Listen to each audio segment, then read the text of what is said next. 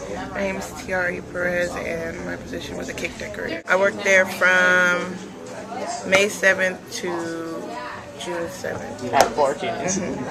All right, well, yeah. Oh, no, sorry, July 7th. July 7th Yeah. to? No, May 7th to July 7th. You work downstairs, is that correct? Yes. Can you tell me about the breaks that you may have received? I got my breaks as far as long as I was working there, but that was only because of the protesters outside. You've seen a significant change in the break policy. Yeah, well, I don't know how it was before, but I know for sure that they were asking us to take our breaks when I got there.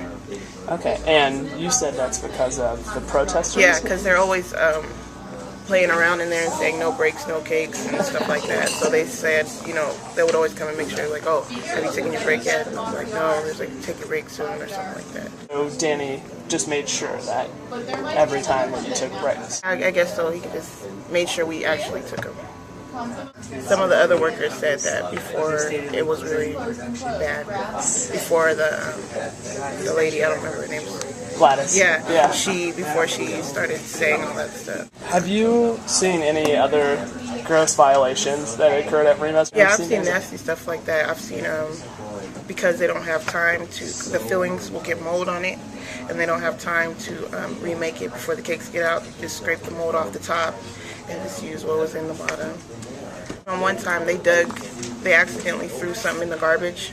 One of the customers asked for a special roll, I believe it was, and somebody thought it was a mistake and threw it in the garbage. And they looked all around the bakery and found it. It was in the garbage. They put it back out the garbage, put it on a sheet pan, and gave it to her. Those strawberry cream pies or whatever, and used moldy strawberries, but I just had to cut off the mold.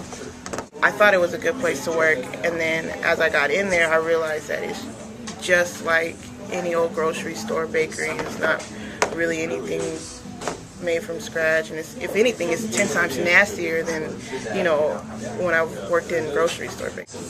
I quit because of the way Dan Ulrich was treating his employees, and in all honesty, he doesn't like the Hispanic workers. And he's just flat out rude and disrespectful, and especially the way he talks to them.